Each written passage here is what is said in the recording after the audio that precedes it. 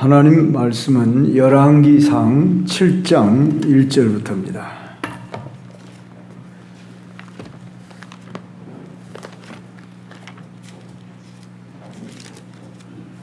제가 한 절, 여러분이 한 절 그렇게 교독합니다. 솔로몬이 자기의 왕궁을 13년 동안 건축하여 그 전부를 준공하니라.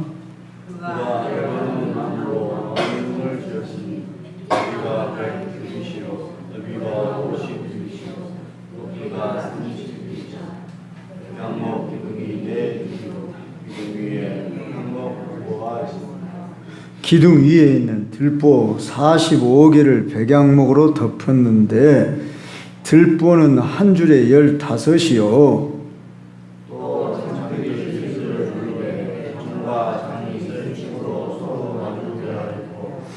모든 문과 문설주를 다 큰 나무로 네모지게 만들었는데 창과 창이 3층으로 서로 마주 대하였으며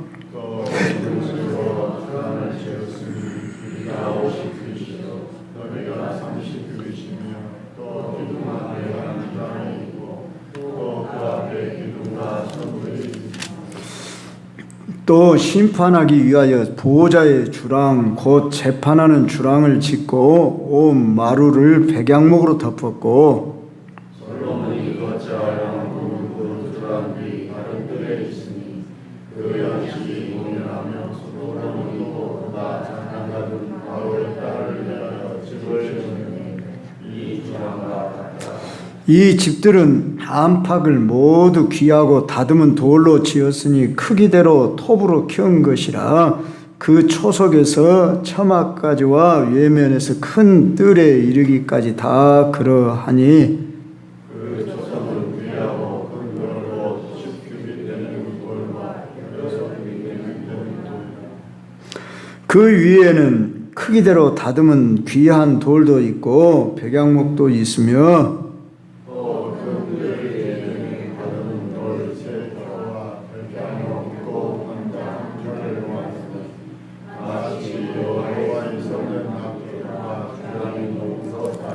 아멘. 이렇게 제목을 정합니다. 솔로몬 왕궁 건축이 주는 교훈이라.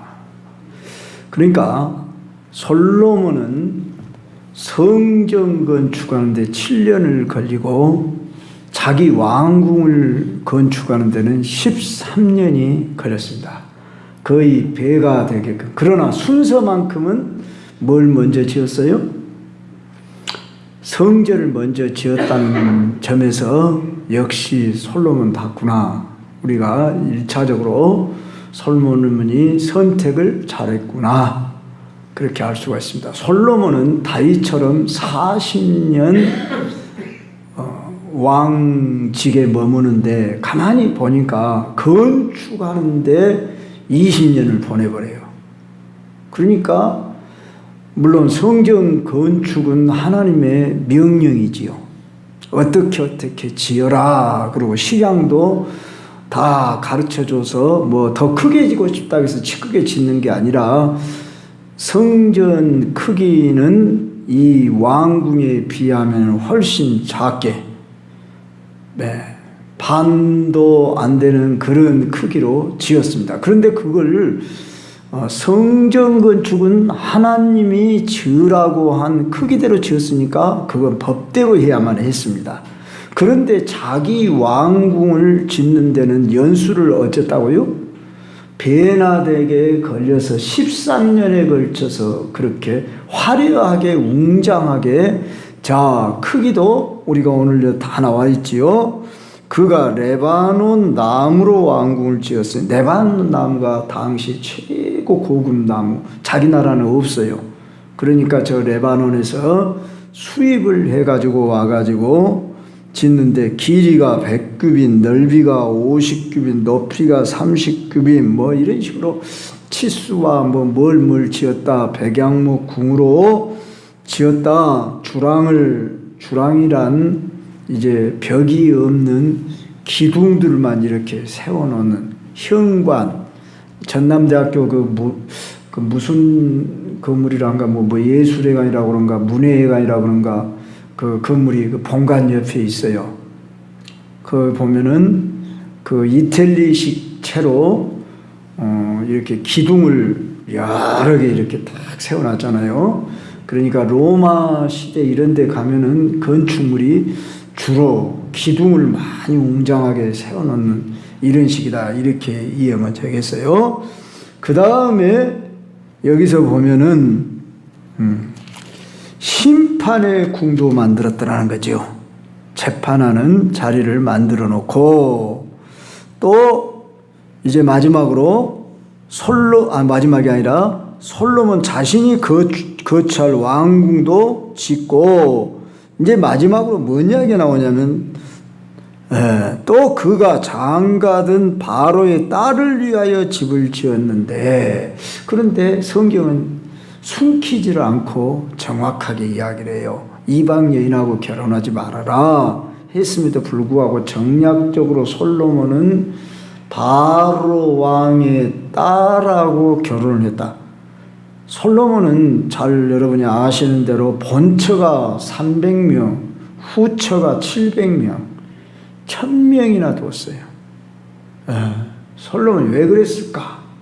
물론 그가 왕권이 그 당대에 가장 이렇게 강성하게 되어지니까 정략적으로 주변의 나라들과 평화를 이루기 위해서 그 사람들이 더 먼저 이렇게 딸을 주면서 쉽게 하면 사돈관계를 맺는 거지요. 그래서 평화를 유지하는 그런 정략적인 이유도 있으냐. 그래도 그렇지.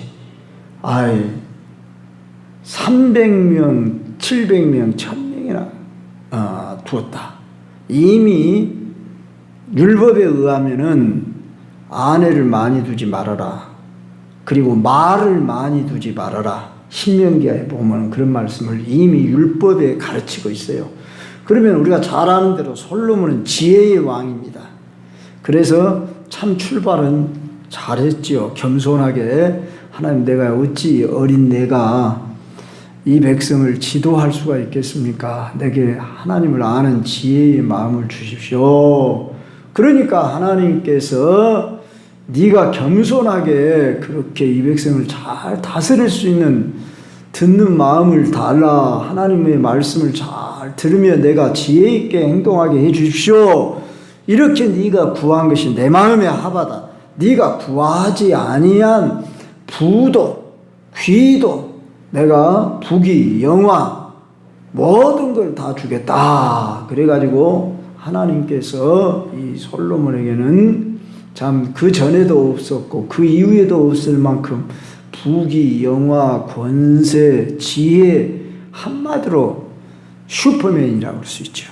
그래서 이렇게 모든 걸 다 갖춘 세상에 많은 사람들이 그걸 부러워하잖아요. 항상 사람은 부족함을 느끼고 한두 가지 부족한 거 있는데 솔로몬에게서는 뭐 부족함이라는 것을 느껴볼 수가 없을 만큼 영토도 제일 이스라엘 민족 그러니까 역사 속에 제일 넓은 영토를 차지한 사람이 솔로몬이었습니다. 하나님이 아브라함에게 약속을 했습니다. 네 후손이 저 유브라데강 밑에서부터 이제 저 애굽 땅에 이르기까지 애굽에 들어가는 그 문까지가 너희들의 경계다. 그렇게 말을 했어요. 그런데 그런 경계를 다윗도 다 차지하지를 못했습니다.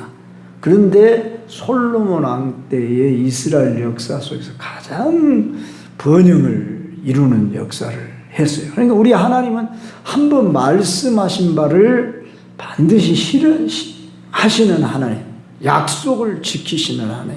사람은 아이고 내가 잘못했다, 내가 잊었다, 뭐 그러고 약속을 못 지킬 수가 있지만 하나님은 반드시 자기가 말씀하신 바를 지키시는 분이시다. 네. 그렇게 하나님 민수기에서 또 말씀하셨었어요. 자, 이와 같이 솔로몬을 통해 솔로몬 아버지 잘 둬가지고 한마디로 조상 탓이죠. 그는 잘 아는 대로 다윗의 10번째 아들이에요. 근데 그 형들, 기라성 같은 형들을 다 놔두고도 어때요? 그것도 솔직히 우리가 알지만은 솔로몬의 엄마가 누구냐고요? 우리아의 처여자잖아요. 근데 우리아를 죽이는 빼앗은 사이에서 태어난 아이가 솔로몬이라는 점에서는 참 우리가 도덕적 윤리적으로는 이해할 수 없지만 하나님은 아니에요. 여기서 우리는 하나님 뭘 배워야 하냐면 하나님의 하시는 일은 우리 인간의 선악간의 어떤 행위 이전에 하나님이 은혜로 행하신다 하는 것을 우리는 다윗의 아들 솔로몬을 통해 알 수가 있습니다. 여하간 솔로몬은 하나님의 은혜로 말미암아 왕이 돼서 그가 참 출발을 겸손하게 해서 막 왕이 된 지 몇 년 안 돼 가지고 이제 성전을 건축했지요. 솔로몬 4년째 되는 해에 건축을 시작해 가지고 11년째, 그러니까 7년에 걸쳐서 정확히 말하면 7년 반 걸렸다고 합니다.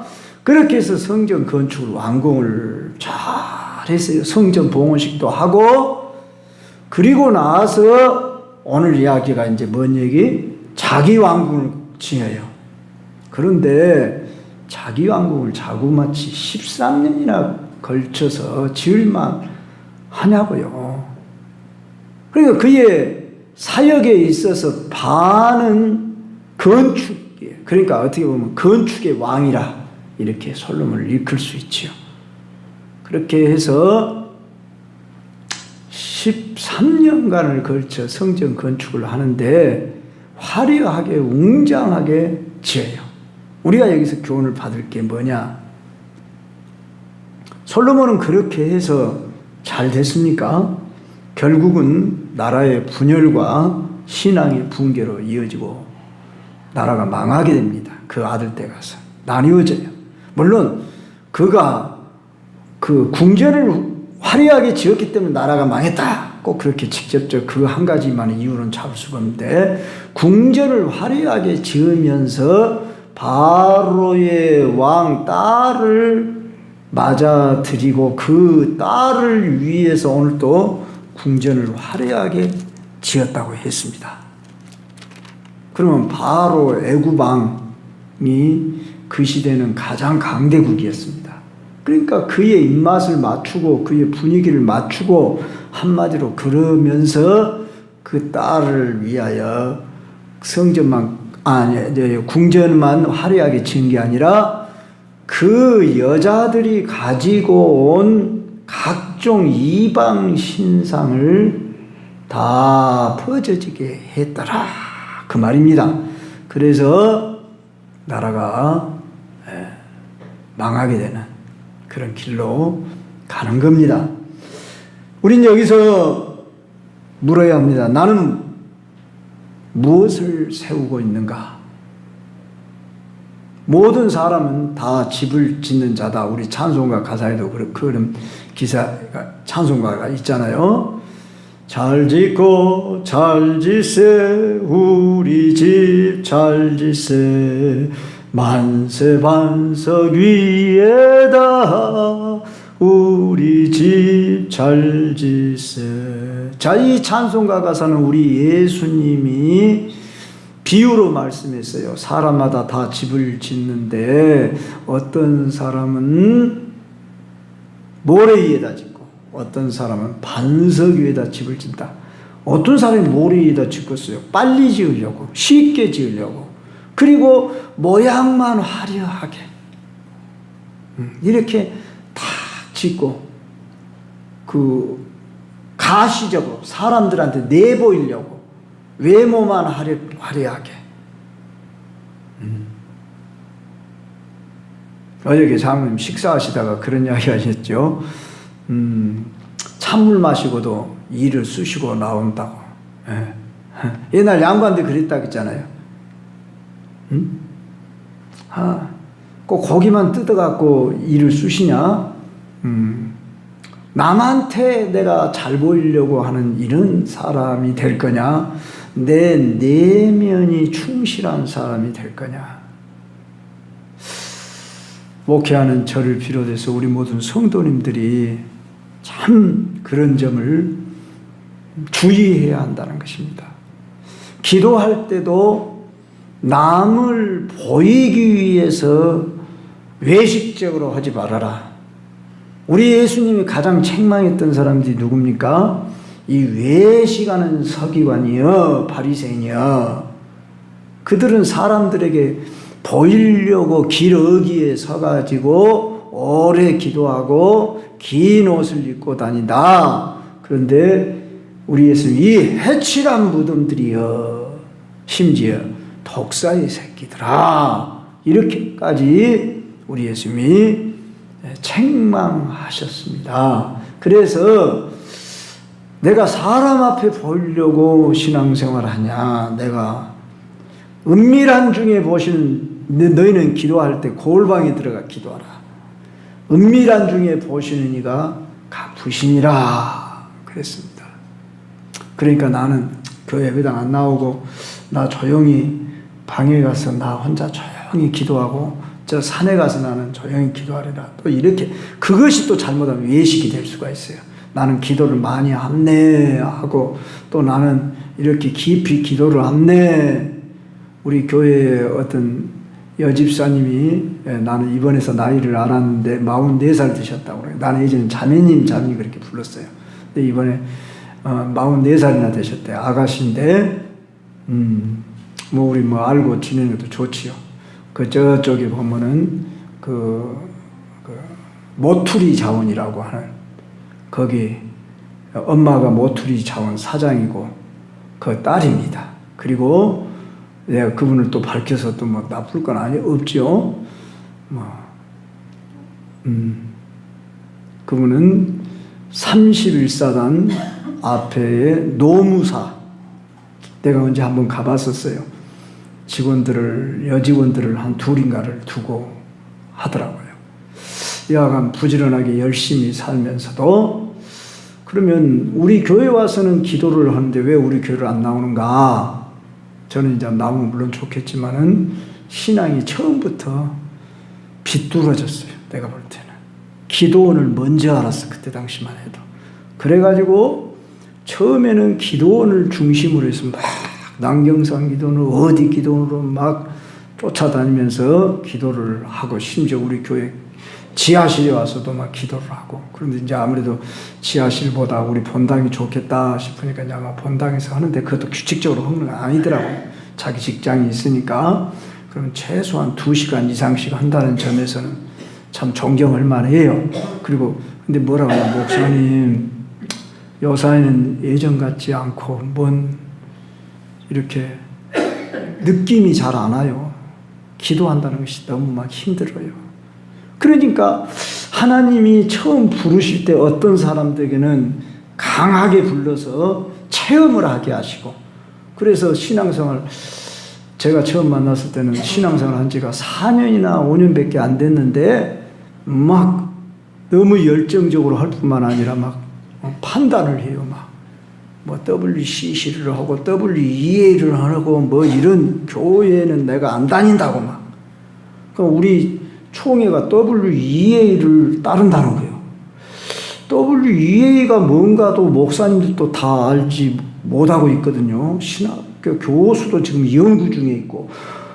제가 그래서 그때 총회 갔을 때 그 문제로 총회가 둘로 이렇게 그 의견이 딱 나뉘어져 가지고 있는데, 유튜브 상에서만 보고, 유튜브 상에서 들어가 보니까 비판을 해요. 유튜브 상에는 그냥 막 아직 결론 나지 않은 것들도 막 자기들이 막 함부로 막 결정을 해갖고 막 비판해. 여러분 유튜브 상에 좋은 이야기 하는 경우 얼마나 나옵니까? 안 좋은 이야기를 해야 내가 그 구독자 수도 많아지고, 비판을 해야 구독자 수도 많잖아요. 그러니까 그런 부류를 찾아다니면서 듣고 기존 교회를 비판하고 판단하고 그런 유튜브의 이야기들이 많고, 11조를 하면 안 된다 그러고 뭐 그건 하나의 율법이라 그러고 막 이런 식으로 어떤 매도하는 어떻게 하면 기성 교회를 비난하는 이야기들은 많이 있어요. 여러분이 속지 말아야 합니다. 근데 이 자매님이 그렇게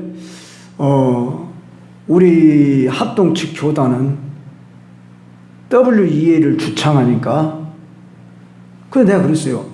솔직히 자매님 나도 지금 WEA가 다 뭔지 모르고 지금 연구 중에 있습니다. 그리고 우리 이쪽 호남 쪽과 이 광신대는 WEA를 반대합니다.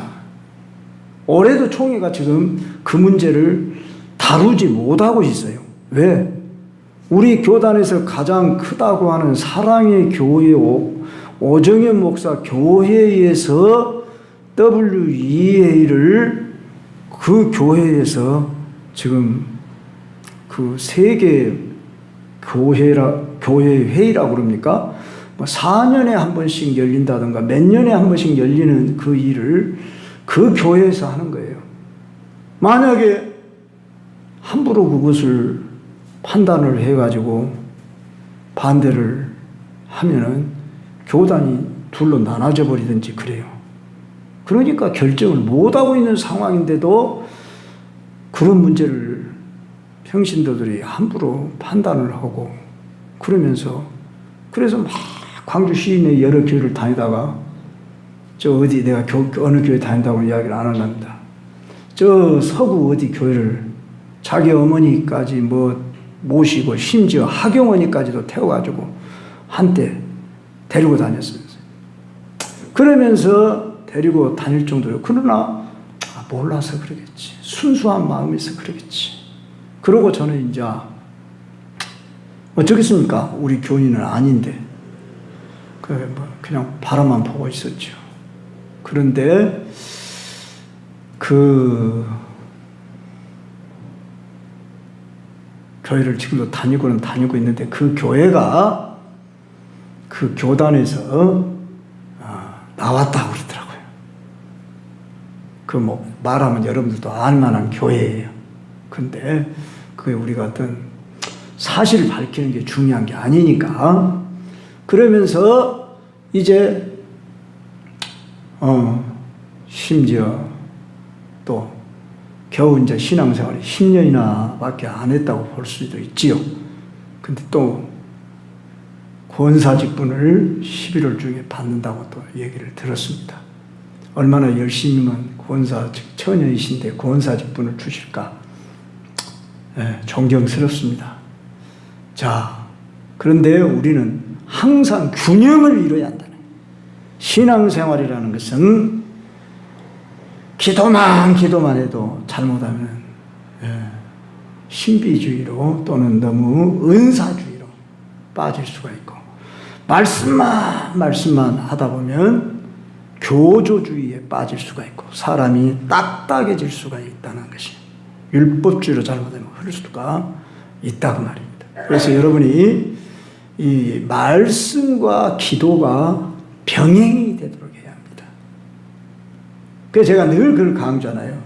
말씀과 기도는 비행기의 두 날개와 같고 새의 두 날개와 같고 사람으로 말하면 두 팔과 같아요. 그래서 말씀과 기도 이게 잘 균형을 이루어가요. 우리 예수님도 그러셨잖아요. 기도만 하셨습니까? 우리 예수님이 사역을 얼마나 열심히 하셨습니까? 낮에 사역을 열심히 하셨다고 해서 그분이 밤에 기도를 안 하셨냐 그러면 또 산에 올라가서 기도를 하셨다 그 말이에요. 새벽에 일어나서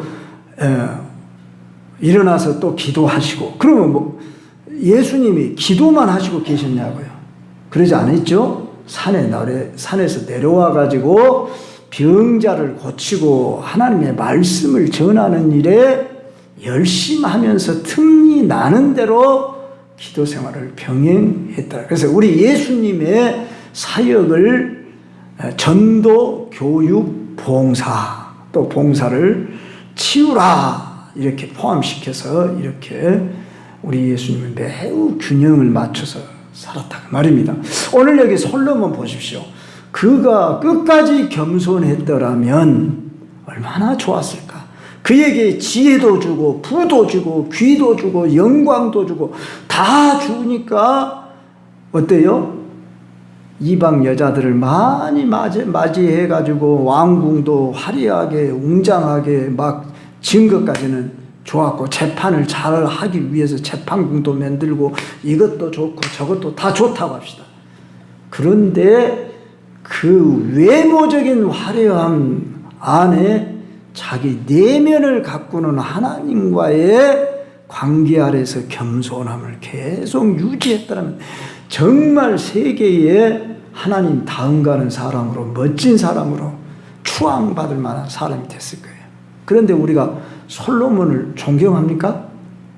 솔로몬에게 주었던 지혜를 우리가 받기를 원하지, 그 외에 솔로몬이 무슨 그가 그마나 부귀영화 권세를 누려서 그가 잘 정치를 했다고 하지 않는다. 이 세상 나라에 존경할 만한 정말 그런 사람은 별로 없어요. 그러니까 우리는 결코 사람을 흠모하면, 예수님 말고는 그 누구도. 대체적으로 외적인 것이 화려하면은 내면이 초라하고 잘못하면 더러울 수 있고 악해질 수 있다고 하는 것을 알아서 우리는 이런 점에서 우리 자신의 내면의 성전을 이루기 위하여, 솔로몬은 그렇게 화려한 성전도 궁도 지었지만 그의 내면의 집을 짓지 못해서 그는 실패한 왕. 그래서 그가 전도서에서 뭐라고 합니까? 첫 마디가 헛되고 헛되니 헛되고 헛되도다. 사람이 바람을 잡으려는 것과 같아. 그래서 여러분 한번 집에 가서 전도서를 한번 읽어봐요. 그러면 참 이 땅에서 장수하고 부를 누렸어도 저 노동자의 삶만도 못할 수가 있다. 노동자는 하루 종일 일했지만 잠을 잘 때는 달게 잠을 잔다. 그러니까 일반이라 그랬어요. 부하게 잘 먹고 잘 살고 그렇게 하는데 밤에는 밤잠을 이루지 못해. 왜? 그 재산을 지켜야 하니까. 지키려고 밤잠을 못 자는 이런 사람이나, 저 노동자가 하루 일하고 세끼 밥을 먹고 밤에 달게 잠을 자는 것이 차라리 더 낫다. 그래서 여러분 전도서를 한번 읽어봐요. 그러면 야, 이거 한마디로 솔로몬이 그렇게 부귀 영광을 누려놓고 그가 하는 말이 헛되다고 말할 수밖에 없구나. 그런데 끝에 가서 뭐라고 합니까? 전도서 마지막에서 항상 결론을 우리는 잘 이해를 해야 돼요. 너의 창조주를 기억하라. 그래서 인생의 가장 복된 일은 창조주 하나님을 기억하며 그를 섬기는 것이 가장 복이 있는 삶이다. 그렇게 결론을 내려요. 그리고 우리 인생이 다 집을 짓고 이 땅에서 무엇을 하고 사업을 하고 뭐 관직에 앉고 권세를 부리고 하는 이 모든 것이 하나님이 세우지 아니하시면 그 집에 모든 세우는 것이 허사다. 시편 127편인가에서 말씀이 한번 봐봐요. 제가 그 구절을 외웠다면 다 외워버리면 좋겠는데 솔로몬의 시라고 나와 있어요. 시편 127편 한번 우리 같이 읽어봐요. 2절까지만 읽어요. 시작. 여호와께서, 시편 127편 1절 2절이에요. 시작. 여호와께서 집을 세우지 아니하시면 세우는 자의 수고가 헛되며 여호와께서 성을 지키지 아니하시면 파수꾼의 깨어있음이 헛되도다. 너희가 일찍이 일어나고 늦게 누우며 수고의 떡을 먹음이 헛되도다. 그러므로 여호와께서 그의 사랑하시는 자에게는 잠을 주시는도다. 한마디로 여기 시에서의 핵심은 가정의 행복을 말하는 거예요. 자기가 부귀영화 권세 다 누려보고 성적 쾌락도 다 누려보고 뭐 한마디로 이 세상에 솔로몬과 같이 그렇게 막 다 풍요롭게 누려본 사람이 없는데도 그가 하는 말이 오늘 헛되다는 소리를 몇 번이나 합니까? 그러니까 단란한 가정 안에서 자녀를 놓고 그 안에서 즐겁게 행복하게 사는 것. 그래서 우리가 이 신약시대에 교회는 가정과 같아야 한다. 그리고 가정은 교회와 같아야 한다. 그래서 교회 같은 가정, 가정 같은 교회. 그래서 우리 예수님이 바울을 통해서 에베소서 5장 후반분가에서 그렇게 말씀하지요. 남편과 아내와의 관계를 그리스도와 교회의 관계로 비유를 한다는 거예요. 이만큼 하나님은 오늘 우리 가정을 소중하게 여긴다는 거예요. 그래서 저나 여러분이 주어진 가정 안에서 어떻게 하면은 교회 같은 가정을 이룰 거냐. 교회에서는 경건하고 거룩한 척한데도 가정에만 가면은 그냥 폭군이 된다든지 그냥 세상과 별 다를 바가 없는 사람이 되어지니까.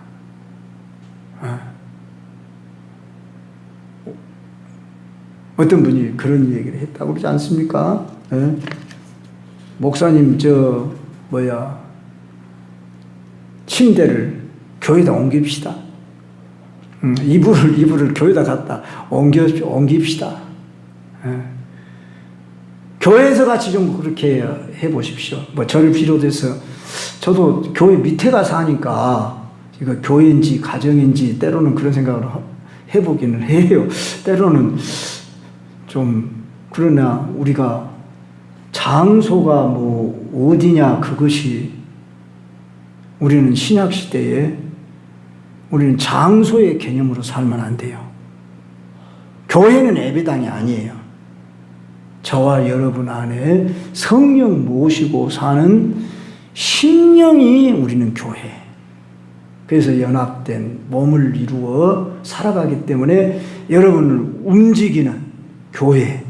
그래서 여러분이 가정 안에서도 물론 우리 가정 안에서 벗지요. 벗었다고 해서 죄고 잘못은 아니잖아요. 벗기도 하고 그럴지라도 우리가 경건한 모습으로 말과 행실에 있어도 할 수만 있어요. 외식을 하는 말이 아닙니다. 우리가 어떻게 하면은 이 우리의 가정이 교회와 같은, 근데 또 교회도 또 바르지 못하면 가정은 더 나은 말할 것도 없겠죠. 그래서 우리는 이 교회 안에서의 삶을 잘 말씀 안에서 세워가서 가정 안에서도 세워가는. 그러니까 여러분 마지막 다시 봅시다. 마지막 절에 이런 말이 나와요. 레위기라겠나 제가 열왕기상 새벽 기도의 레위기죠. 열왕기상 오늘 7장 봐봐요. 다시 그 말씀을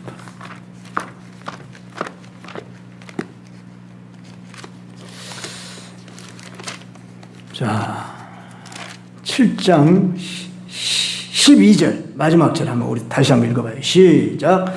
또 큰 뜰 주위에는 다듬은 돌 3켜와 백양목 두꺼운 판자 1켜를 놓았으니 마치 여호와의 성전과 예루살렘 주위의 성에 아니 1절 말고 12절이라겠죠. 제가 난 저기 읽어버렸네. 1절 12절 집사님 제가 여기를 보다 제가 잘 읽었는데 12절 같이 읽어요. 시작. 마치 여호와의 성전 안 뜰과 주랑에 놓은 것 같더라. 왜 이 말이 쓰였을까? 여호와의 왕궁 궁전을 마치 무엇과 같이 지었다? 성전과 같이 지었다.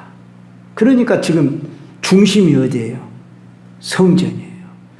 왕궁은 성전 2배 이상으로 크게 짓고 화려하게 지었는데 지금 이 저자의 관심은 왕궁을 얼마나 크게 잘 지었느냐, 이게 관심이 없어요. 그래서 이 왕궁에 대한 이야기는 그리 많이 나오지 않아요. 그리고 성전은 크기로 봐서 성막의 크기로 보면은 4배나 더 이 왕궁이 크답니다. 왕궁이 성막에 비하면. 그리고 이 성전에 비하면 2배 이상이 커요. 그리고 그 내용물에 의하면은 성전과 비교할 수 없을 만큼 왕궁은 각종 좋은 것으로 다 백양목으로 금으로 그냥 꾸며놔요. 예. 그래도 하나님은 거기에 관심이 없어요. 결국은 어땠어요? 이 예루살렘 성전이며 왕궁을 하나님은 파괴해버립니다.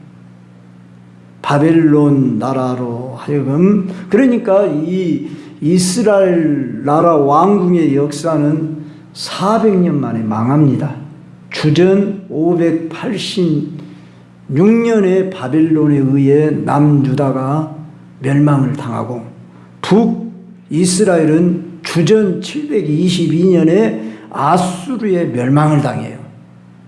다윗과 하나님이 약속한 바가 있기 때문에 하나님이 이 유다의 왕통을 끊지 않고 잘못을 해도 하나님이 또 용서하시고 그 왕통을 계속 이어나가요. 그러니까 여러분이 성경을 보는 안목이 열리는데 문자적으로만 보면 안 돼요. 성경은 구속사 책이기 때문에 하나님이 계획하신 그 일을 어떻게 성취해 나가는가.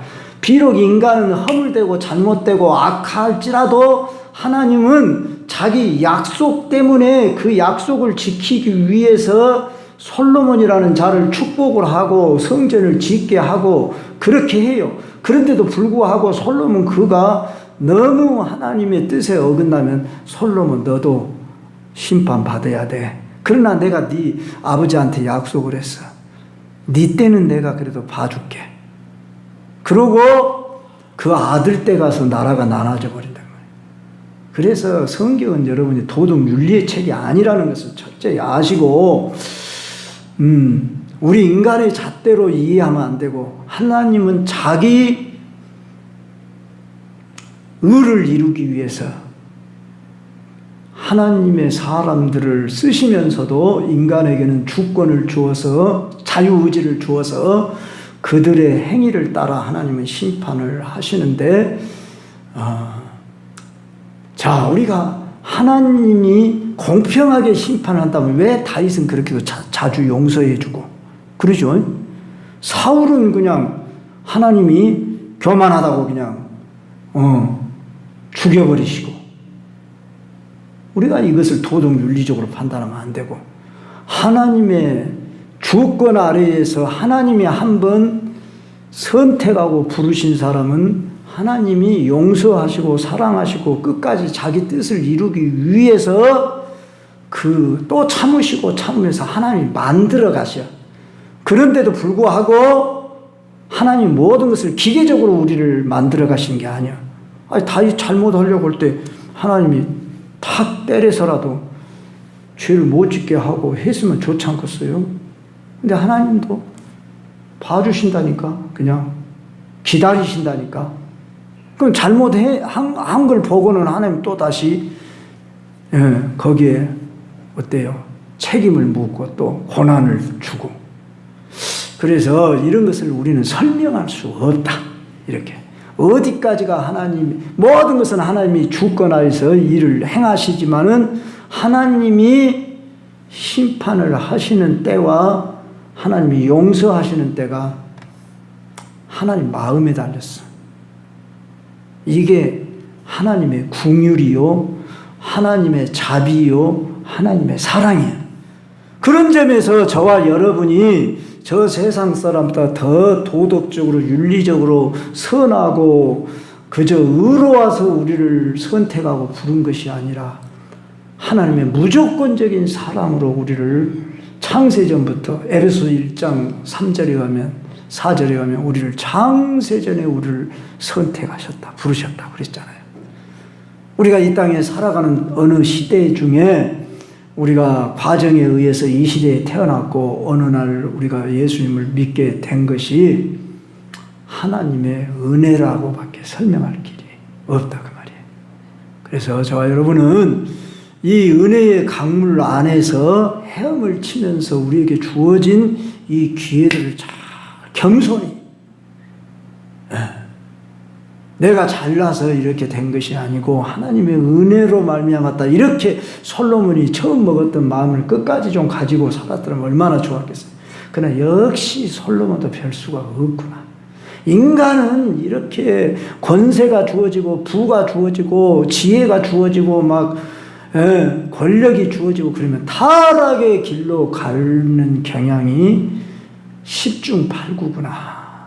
이제 우리가 이 열왕기상 하에 보면 여러 왕들이 소개가 돼요. 제가 왜 열왕기상하, 사무엘상하를 택해서 공부하고 말씀을 듣냐 그러면은 이스라엘 왕의 역사를 통해서 우리가 하나님이 어떻게 일하시간을 보고 또 우리 인간의 존재가 얼마나 어리석고 또 악한 존재인가, 그리고 그 중에서 겸손한 사람들이 나와요.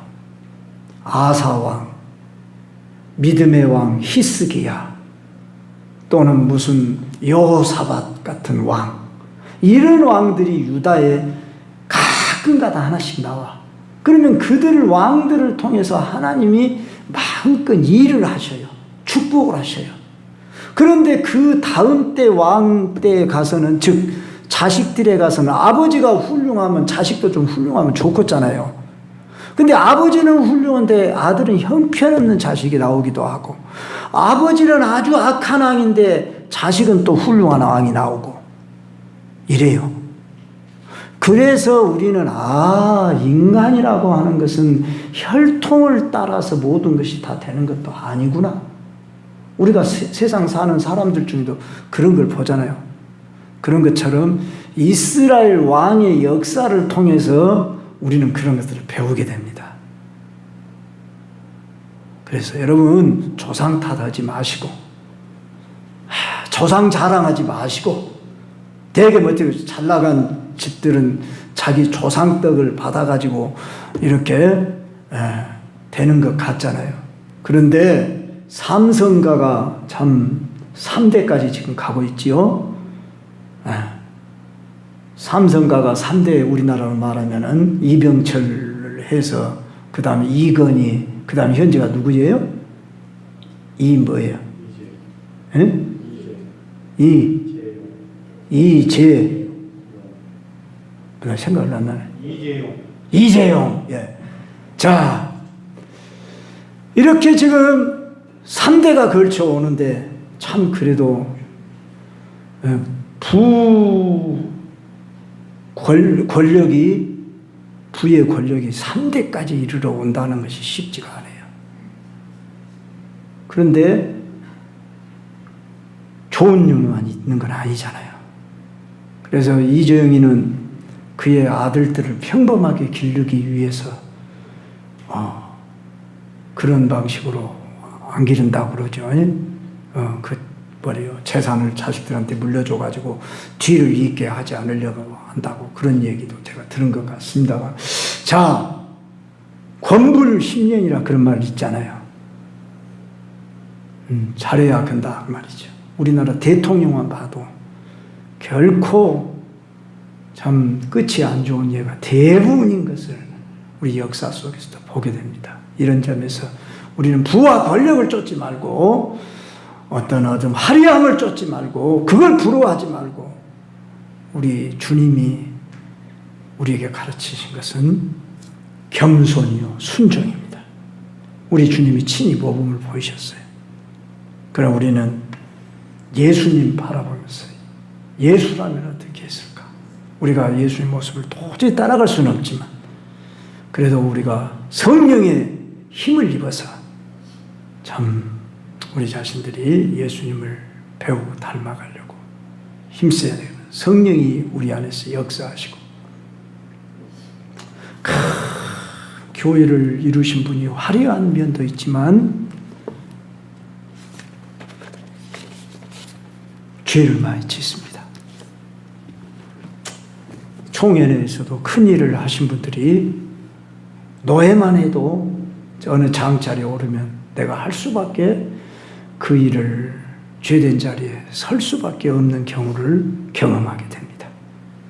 그래서 결코 어떤 분들은 권력의 자리를 안 하려고 애를 쓴 분들도 있습니다. 그래서 우리는 이 땅에서 부와 권력을 추구하고 부러워하지 말고 이 땅에 정말 우리는 주님이 원하시는 것은 내면의 중심을 보신다고 그랬어요. 다윗이 얼마나 목동 시절에 하나님만을 경외하면서 그 악기를 다루면서 하나님을 찬양했습니까?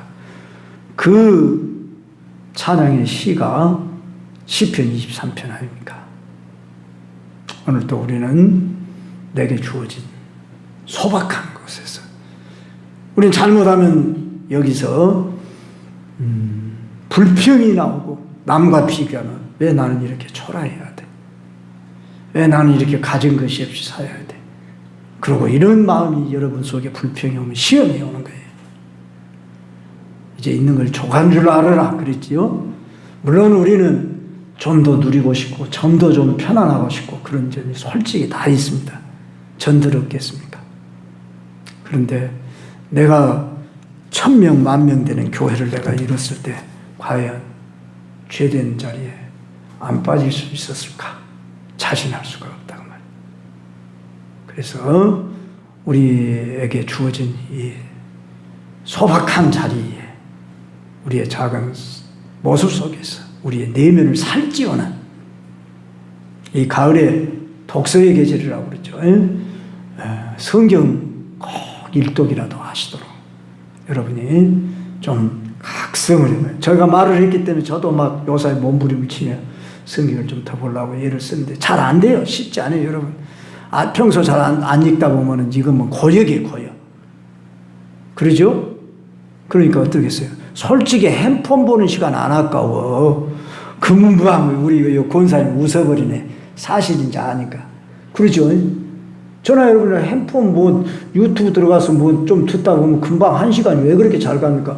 TV 앞에 있으면 왜 그렇게 1시간이 아깝지 않고 그냥 잘 갑니까? 꼬박꼬박 연속극은 보면서 성경을 꼬박꼬박 좀 기도를 꼬박꼬박 그렇게 좀 1시간씩 해보지 좀.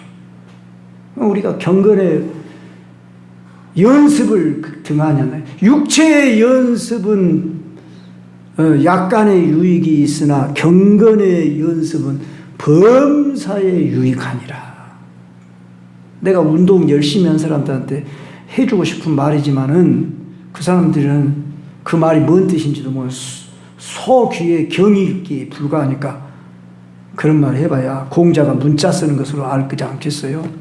저 사람들 육체의 그 훈련은 정말로 따라갈 수가 없어요. 비 오는 날 우산 쓰고도 걷는다니까요. 하루에 2번 이상씩 운동을 해요. 한 분은 저 산 밑에 가서 하고 또 한 분은 저기 수련관에 가서 또 한 분은 하시고 하루에 2번씩 꼬박꼬박 1시간씩 하루에 2시간 이상을 해요. 네.